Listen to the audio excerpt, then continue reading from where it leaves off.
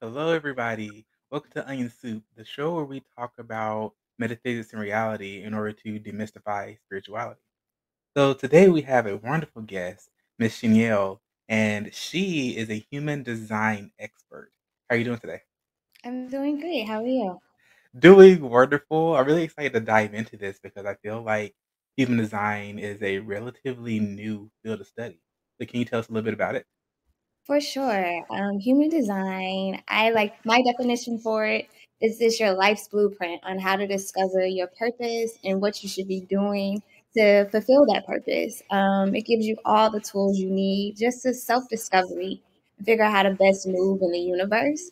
We're all uniquely made, and it just really speaks to that how unique we are. I think we're often conditioned to fit into a mold or a box, but we didn't come here for that. We Mhm. came here with a unique desire and something to do. And it's just a blueprint to help you through that journey and really discover and be more aligned with that. Human design came about in the 80s by Ryo Rue. Um, it was a channeled piece of work that came to him.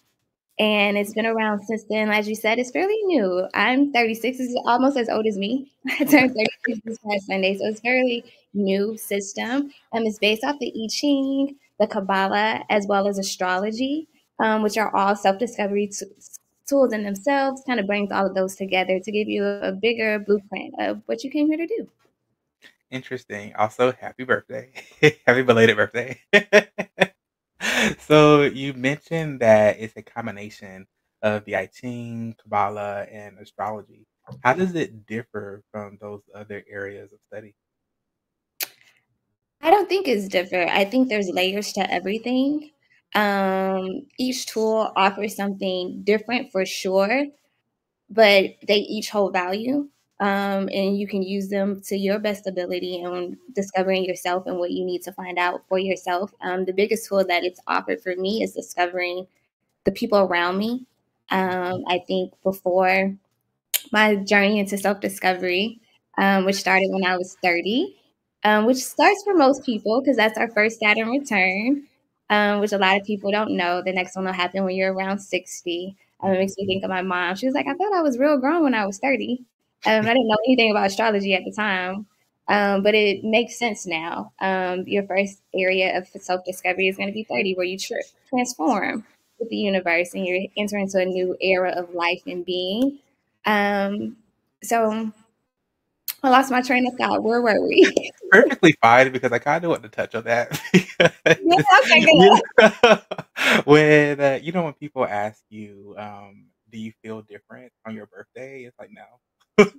I will say that hitting 30 was I legit woke up and said I feel different You are different. You are different. Saturn comes around every 30 years, today.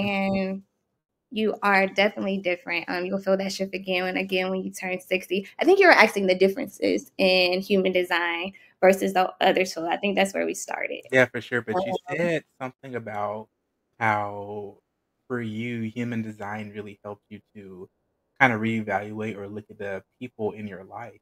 So, like, what did you mean by that?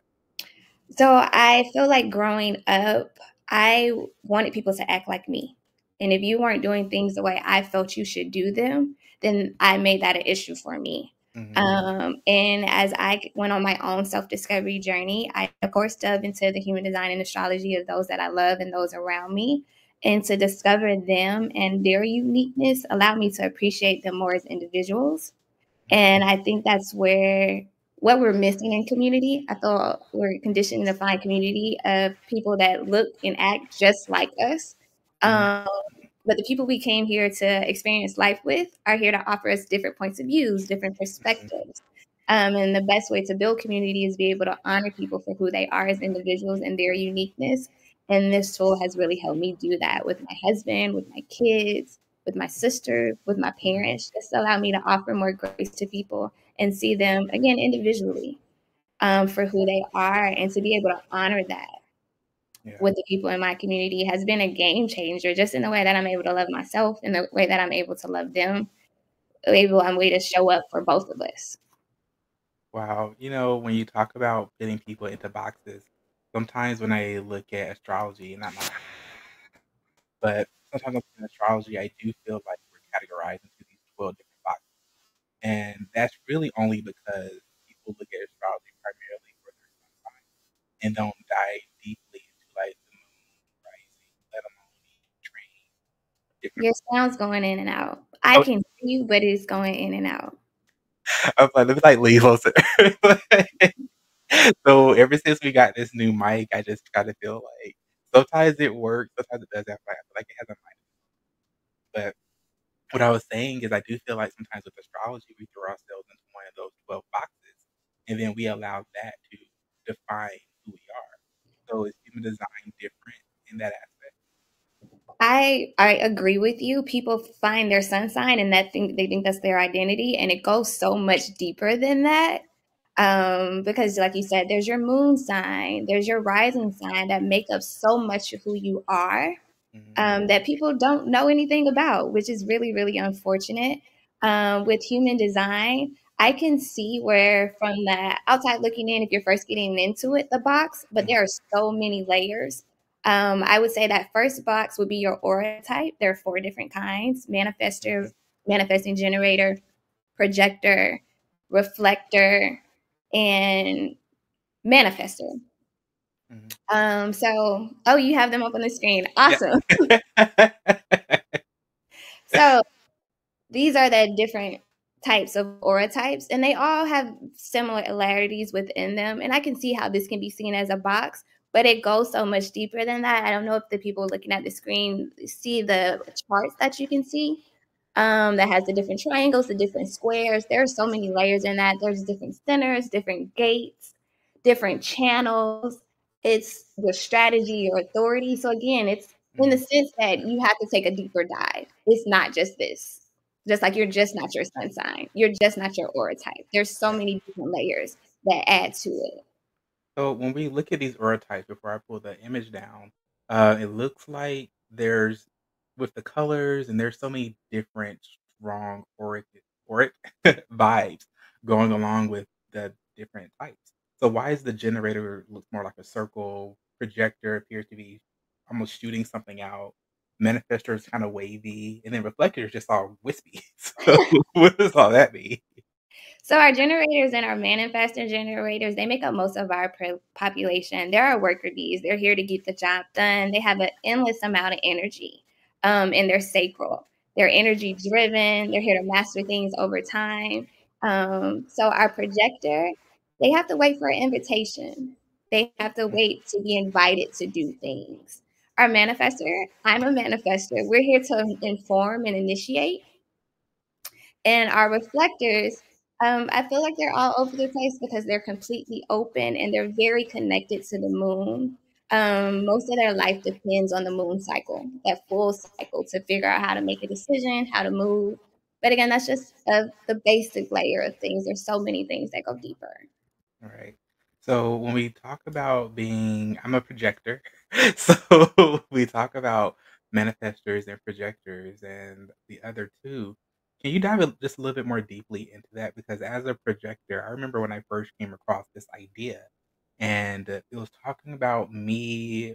It says waiting for the invitation and having to feel invited to do something. It really took me a while to grasp what that meant.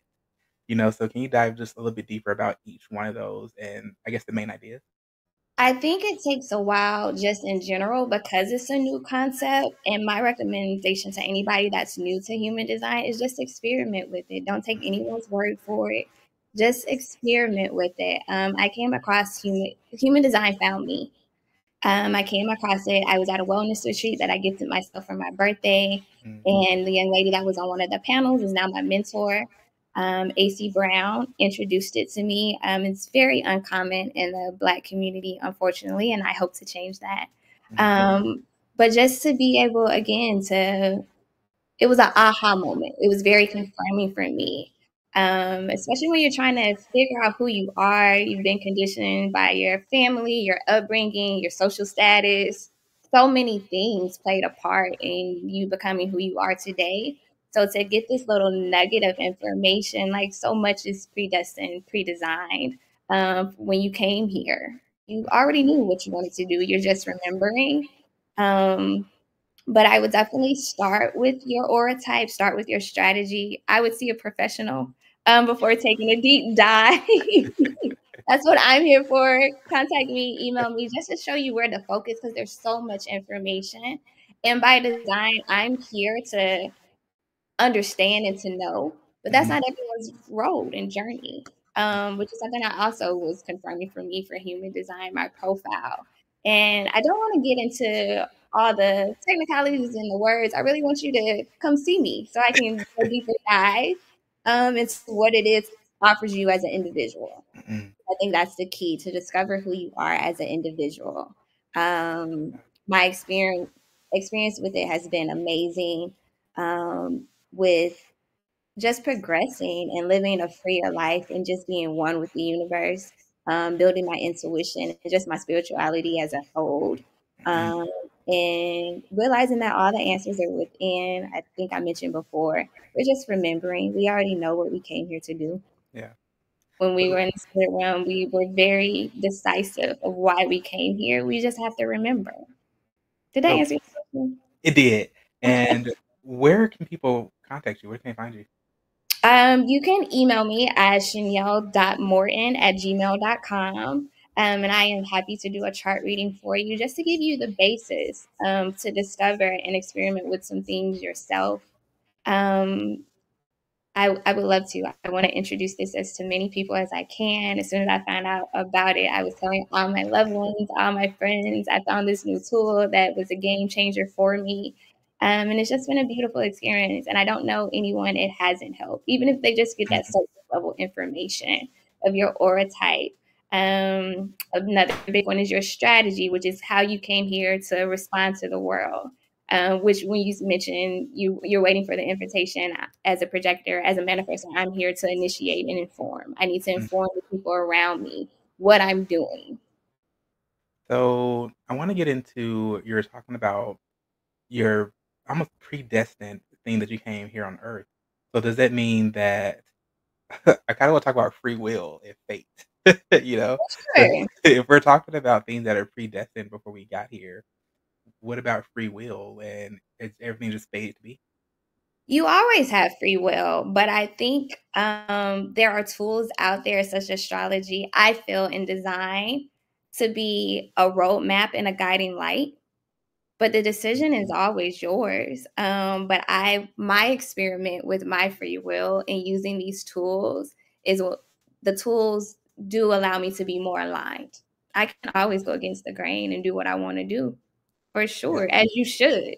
As you should. Life is an experiment. But in my experimentation, these tools have helped me to ease into a more freer self. Mm. So do you feel like were you not living your truth before this? Or I feel like I was trying, but there was so much.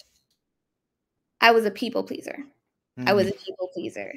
So there's a part of me that was like, "This ain't how I'm supposed to be living. yeah. This ain't this don't feel right.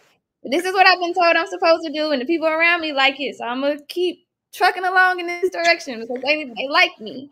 And that was important. A lot of, and I'm been able to release those people pleasing tendencies and just show Mhm. up authentically.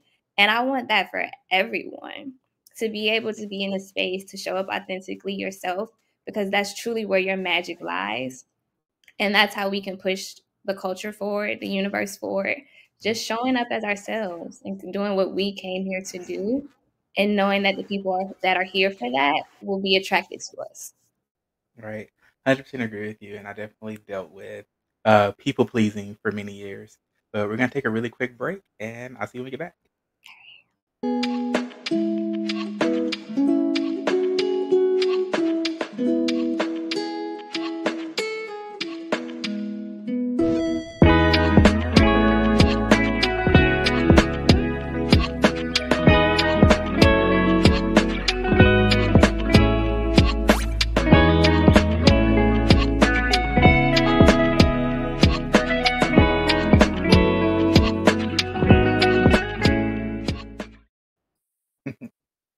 Hello, everyone. Welcome back. And before we left, we were talking about not just people pleasing, but primarily about living your truth and finding out more about yourself. So, I guess my next question is when you started to really learn more about yourself and just diving deeply into who you are as a person, was there a time period where I guess you kind of had to hit reset and like not talk to anybody, or what was that like for you? So I had my self discovery journey was divinely timed. It really hit hard during the pandemic, where I was forced to reset and really discover myself. And I know this wasn't everyone's story. The pandemic was a really big blessing for me to allow me the space to do that, to show up and figure out who I am. Because so much of who I was dependent on what other people told me I should be or who other people told me I should be. And I think it's definitely a time where you find yourself isolated and in hermit mode as you have that discovery, especially when it comes to mystic things and spirituality. Because I grew up Christian, um, devout Christian upbringing. And Christianity is a great tool. I think all religion can be. But to come out of that space when that's all you've known can be weird. It can be weird to your loved ones. It can be weird to your friend group, the people that you've always been around who've known you a certain type of way as you discover that. But it's also beautiful to figure out those who truly love you for who you are. Yeah. And your journey, be it religious or spiritual, shouldn't change that. It So, shouldn't. when you talk about your journey and your practices, are there other spiritual practices that go along with human design? For you specifically, I'm not saying with human Oh, in design. general, Yeah. I pull out black girl magic witch out here. And I just hate what media puts that out there to look like. Mm, I'm a tarot girl, astrology, truly believe in being one with the universe, ancestral works, getting to know my spirit guides and my spiritual core to support me, mhm, and having faith in the unseen and the unknown. It's just, I do think it's unfortunate how that can be made to look in our community. mhm, Um, because it's nothing bad, it's nothing wrong, it's nothing evil. Not that there aren't people out there putting bad energy into the world. I mhm. think capitalism is bad in itself. Yeah. And so is white supremacy. Like that's everywhere. Mm, But give out, you get back the energy you put out. And I only want to put love and light into the world. And this journey has allowed me to do that because I'm more graceful, I'm more compassionate, I'm more open to see people for who they are. So it's been a beautiful journey to me just to desire to be one with the universe, the seasons. You and I've had a discussion before where God just told me it would be remiss of you to not use everything that I created in your favor. Every moon, every planet, every star. I created it all. So don't limit yourself to just the earth. yeah. It makes no sense. There are no limits. Yeah, it's funny when you think about the I got some chills when you said that. But when you think about the vastness of our universe, the vastness of our reality, and how everything truly is interconnected, it really shows you the level of abundance that you have at your fingertips. Hmm. And when we start talking about spirituality and consciousness, all in my opinion, all we're really talking about is increasing your level of awareness because the spirituality and all that is there. It's just how aware of it are you. So when you start talking about doing the different spiritual practices along your spiritual journey, and you said that human design came to you, which one of those came first? Was the chicken before the egg? Was the human design is the human design came first and that led you to your spiritual practices, or was it the other way? The human design came first, which led me to my spiritual practices. The young lady that introduced me, AC Brown, I started taking other courses of her, which led me to Tara, which led me to down some witchy vibes, which has been fun discovery. We're here to experiment, find things that work for us, and I think people should be more open to that. It's a beautiful thing. I think when people think of witches, they think I'm here putting spells on people or hexes on people, and not that there aren't people that do that. But I'm a person of love and light and good energy and just wanting best for myself and my loved ones. And it's just that inner journey. It really has nothing to do with anybody else. For sure. You know, people I've had a couple people on the show who identify as witches, and we've had different psychics and mediums. It's pretty cool actually, just to talk to everyone. But you mentioned having a Christian background. So, I don't know if I can ask, but can you do you still identify with Christianity in some No, ways or no? I do not. I think there are still those it's my upbringing, so there's still those tools like Christian music. I love me a good, Kirk Franklin album. It still bring rain down on me, Yeah. blessings. Yes, the message is there. The Bible scripture is very still powerful. Before I do my ancestral work, I say a series of what I know to be Christian Bible prayers, just for protection, so I'm not bringing in unwanted energies. Yeah. So it's still definitely a part of my life, but not in the sense that it once was, where I was going to church every Wednesday, every Mhm. Sunday, and just those traditional Christian practices I no longer identify with. But I think you should be able to explore all religions and see what you want for your toolbox to help you be your best version of yourself. There, you don't have to put yourself in any box. I really like that, explanation actually. Now it's more of what I was leaning towards was it's more of the dogmatic practices that I see people walking away from and not necessarily the idea of Christianity or the religion itself. You Yeah, know, the because when if you start to read a lot of the, religious texts and religious books, I mean, it's primarily talking about love and light, you know, the things that we're talking about, but it's when you get into the dogmatic practices is where you start finding some of the, let's say, segregating ideas. that part. So I fell out of love with Christianity when I did more research on how it was brought to the Black community and how it was brought to slaves and how it was used to oppress, and even my own upbringing, how it was used for shame, not allowing me to show up authentically myself, um, outcasting certain groups of people when we're supposed to be focused on love and light, having a list of things that people can and can't do that have nothing to do with love and light. That's just your preference of what you feel is wrong.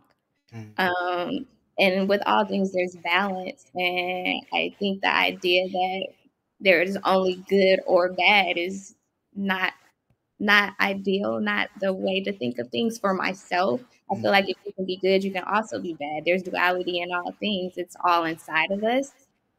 So to put people on a pedestal just doesn't rub me the right way. And then there are mm. just so many things within that culture that, Yeah. like, you guys eat the flesh and drink the blood of a person as part of your ritual, as part of your practice. That sounds more witchy than anything I do personally. Well, so I would say I wasn't gonna go that far with it, but there are some The things there, like the Psalms spells, like the whole book. I know some witches that use the Book of Psalms as spell work to for love and light. There's a lot of abundance in that book in itself. So like it's just let people be free, do what Yeah, works. I was having a conversation with someone, it was probably sometime last year, and we were talking about, Christianity and Catholicism, and I was like, "Well, actually, there are a lot of rituals within the text." So many. And I was like, "There are," and they're like, "Well, pick one out." And I was like, "Well, the most famous one is eating the body of Christ and drinking of thy blood." Where you take it's symbolic, you know, you take Yeah. a piece of the bread, which represents the body of Christ, and then you drink the wine or juice as we were giving the kids, you know, to represent the blood of Christ. I'm like, well, that's all ritual. I'm not saying that it's good or bad because like you, I don't think that it's that black and white, It's you not. know? It's not. But the fact of the matter is this is what the ritual is. And it's the most famous one when we start talking about ritualistic ideas dealing with this particular religion and practice.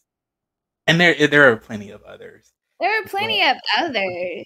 And a lot that it also what helped made me fall out of love with religion is I think it often teaches people to look outside themselves to find God.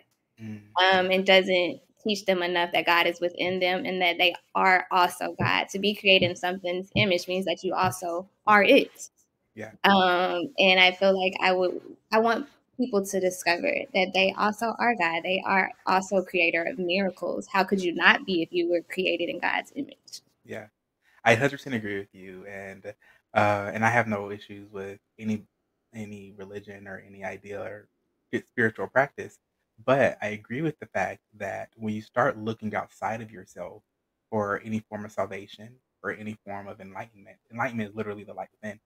So when you start looking outside of yourself for salvation, you'll ultimately never, I would say, achieve the highest highs or highest levels of spirituality because you constantly have to go somewhere else to achieve that. I 100% agree with what you're saying about um, religion. There's nothing wrong with religion. No, it was a great tool for me for a very long time. And like I said, I still use a lot of the tools that I picked up there. Um, Mhm. if not more, I pray even more to God now. I spend Yeah, even more time with God daily than I did before. I'm studying even more to just be one and just yeah, to know who I am and to be intuitively led. I think sometimes when you talk about spirituality, a lot of religions make it seem so woo woo. yeah. So woo-woo, and it can be very unfortunate, especially when it comes to Black religions like voodoo and hoodoo.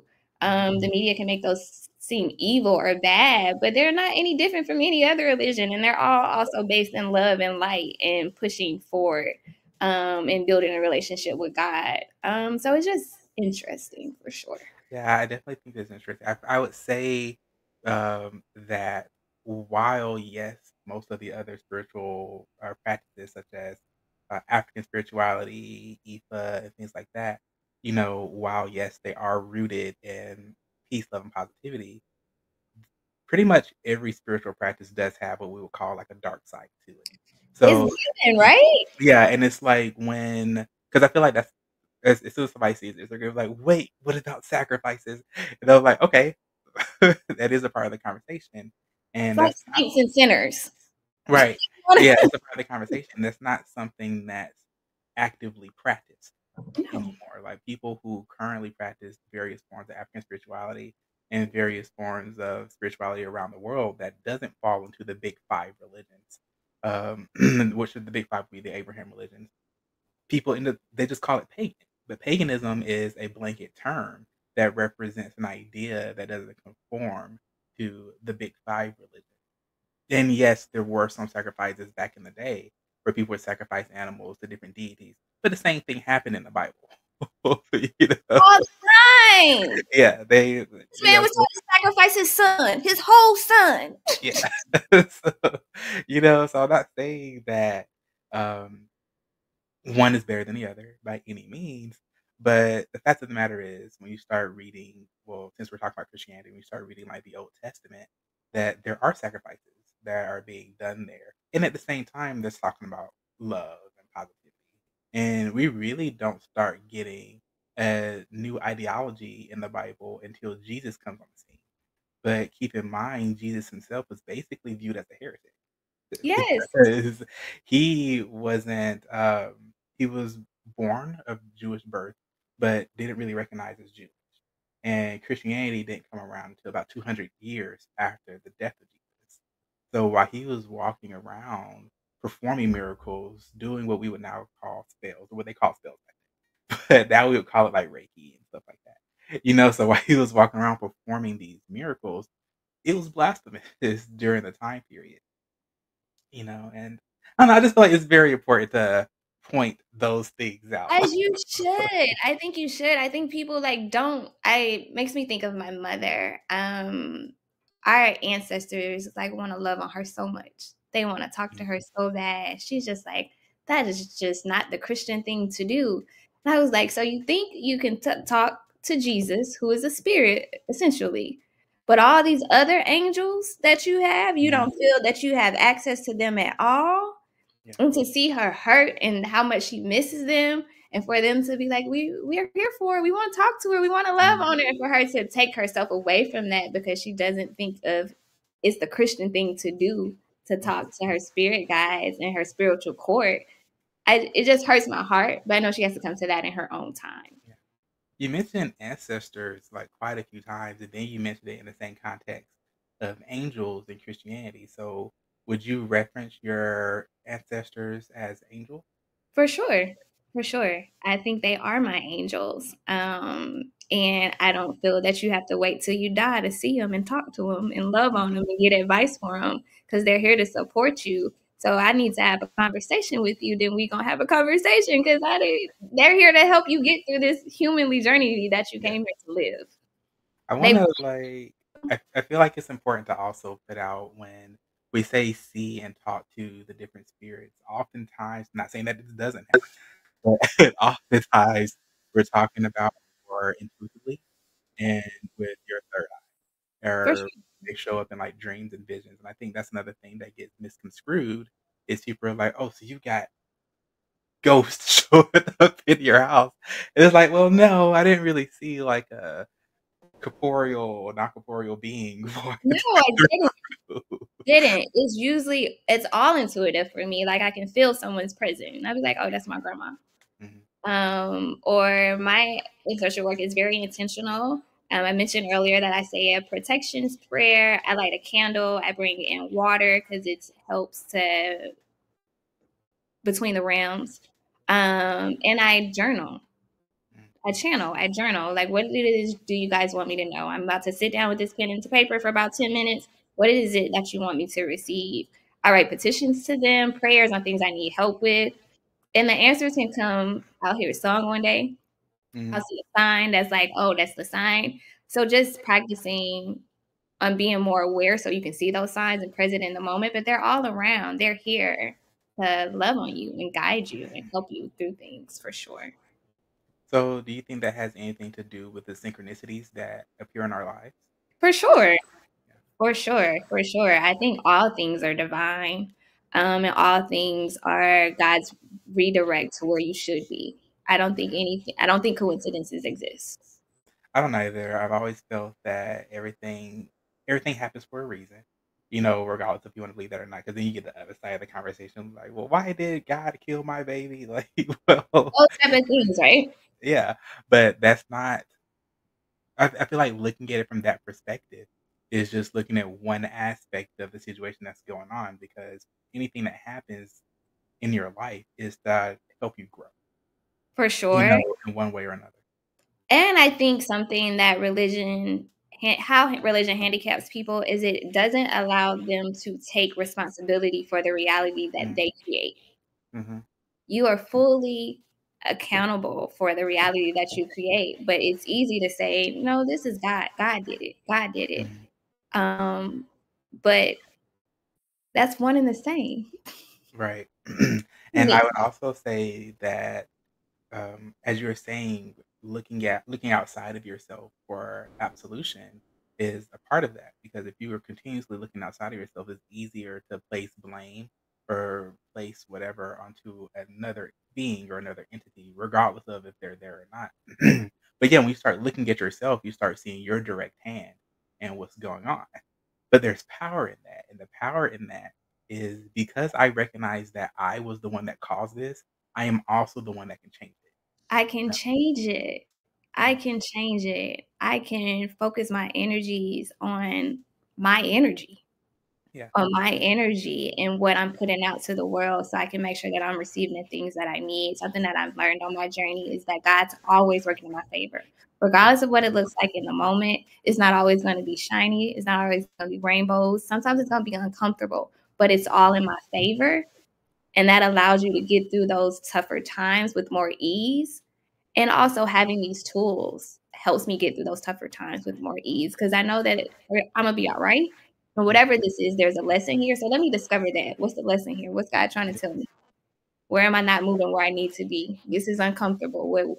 What's going on here?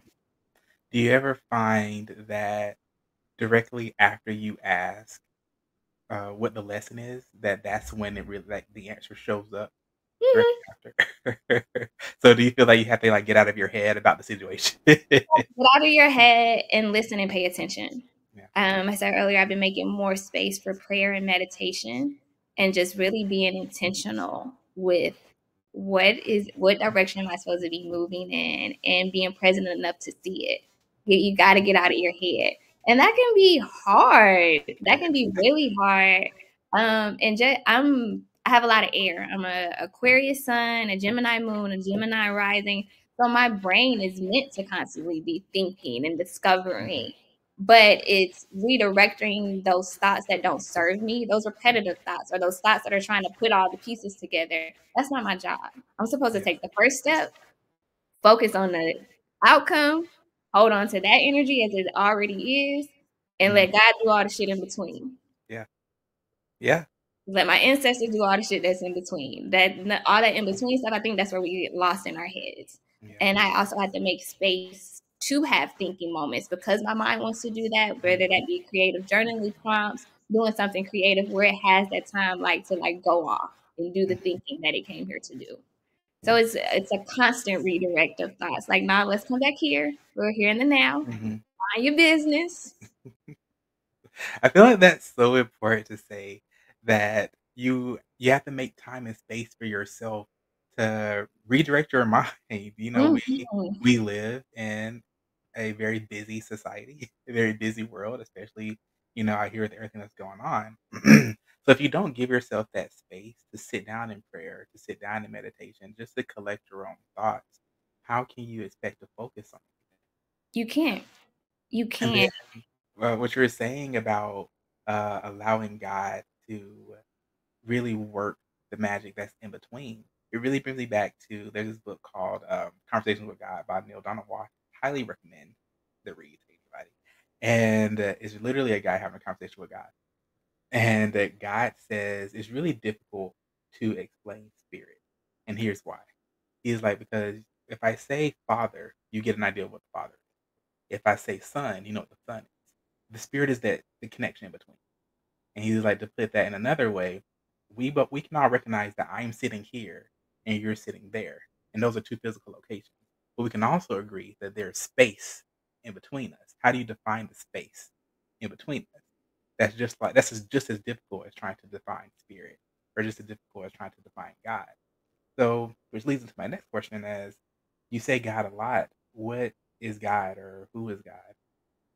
Who is God? I God and universe are the same to me. It's that the connection of all of our higher selves, Mm, being that in human form, being that in spirit form. It's the connection of the highest version of you, the highest version of me, that allows us to connect and create miracles. It's faith in the unseen, the unknown, the unexpected. I don't have to have a definition for spirit because I know that it exists. mm, Um, and I've been actively practicing on my faith in the unseen and the unknown and not worrying about all those pieces in the center and reminding myself that that's really none of my business. mhm. That universe is always, always working in my favor and I have to have faith in that. Um, did that answer your question? Yes, 100%, 100%. I feel the same way. I would say I say God a lot when I have different conversations off camera with people, and they're just like, "Well, you say God, I don't think we're talking about the same God." And I'm like, "I think that we are, just from different perspectives." That's from different perspectives. I think every religion, everyone that has a God, I feel it's the same God. Yeah, yeah, exactly. But our practices that fall under that is what's different. Exactly. I 100% agree with that.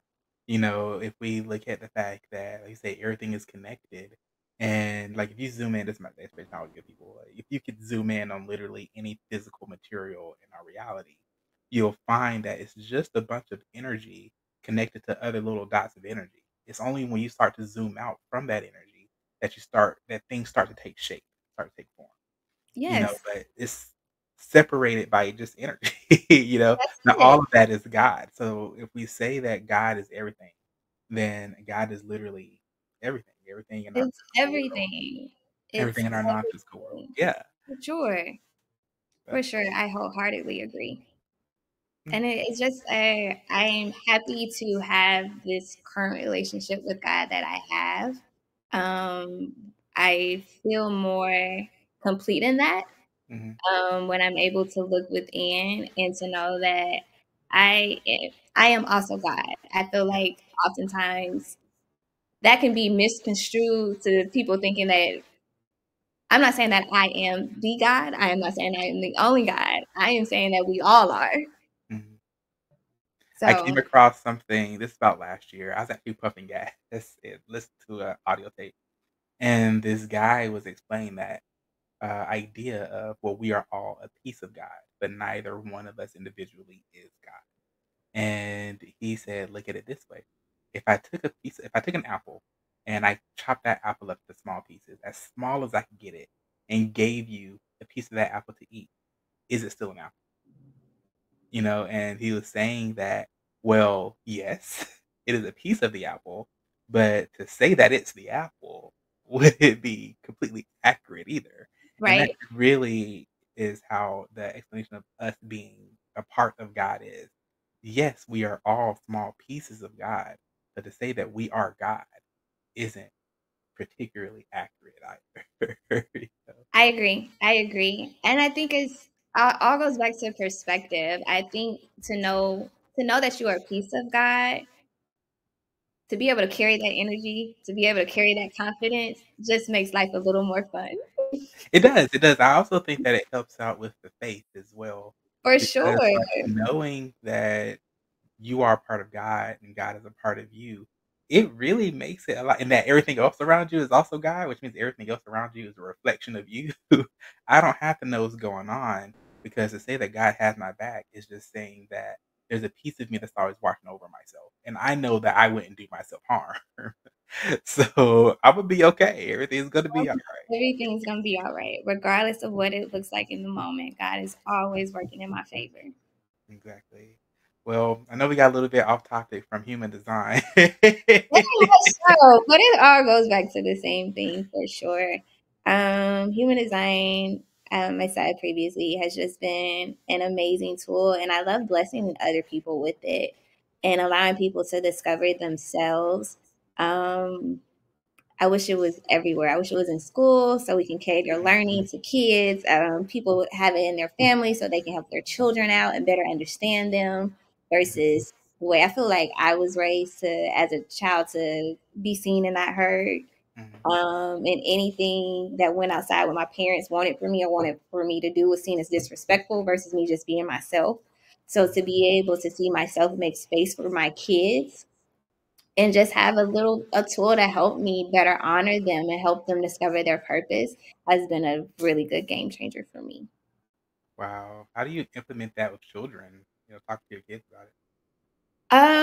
It's in doses. It's in doses because it's a lot to take in. It's more so my parenting approach and honoring them as individuals right Mhm, now because they're 9 and 6. But I don't shy away from anything. I don't hide anything from them when I'm talking to the ancestors, when I'm praying, when I'm doing my research or chart reading for someone. They're often around and asking questions, and I'm giving answers. It's not something I'm trying to push down their throats. mhm. But I am able to honor them more as individuals, and I hope to give them doses so they can discover it for themselves and know who they are. Wow. Well, I wanna thank you so much for coming on and talking with us. This has been a wonderful conversation. And I truly hope that everyone who decided to come back and watch this segment you know, go check Miss Michelle out. She talks a lot about human design. She actually did my chart for me and did my fiance. It was like great. And you start seeing these different attributes of yourself in a different light. It's not the same as doing a birth star chart. It's similar in many aspects, but definitely not the same. And I would say that recognizing as a projector and understanding that I need to wait for the invitation, and I've always done that, just didn't know that's what it You didn't know. was. It's like you're gonna find like explore it, discover it. You're gonna find so many confirming things. Mhm. There's no bad, there's no good. You're just able to honor you to be more aligned, Yeah. and have more of a good time on this human journey. Yeah, exactly, because, as someone waiting for the invitation, I have always found in my life when I interject when I wasn't asked to, never worked out good for me. Right? Just knowing that pit, like, oh, this how I'm supposed to roll. Oh, Exactly. okay. I'm gonna, work on this and make sure that's how I'm rolling moving forward. No need to do Right, other shit. Right, let's make sure that we're showing up. That and it's not that you can't show up in different ways, but I just speaking from experience, that's just how not that I should show up that way, it's the most effective way I found to show up. Yeah. You know you know, by showing up, we mean, interacting with the outside world, you Mhm. know, For sure. but yeah, well, thank you so much for coming on, and we'll have to have you back on. I'm sure people have plenty of questions. You know what? The next time you come on, we should put some buzz out there, and we'll do, like, a live recording so people can log in and ask questions. I would love that. They can submit their charts ahead of time, and we can do Oh, like a chart reading or something and give some people some information because there's so much. There's so yeah, much. for sure. So if you guys are interested in that, leave a message in the comments or DM either myself or Chanel, and we'll set it up. That sounds great. Alright, have a good one, and I'll talk to you later. All right. Love you, babe. Thanks.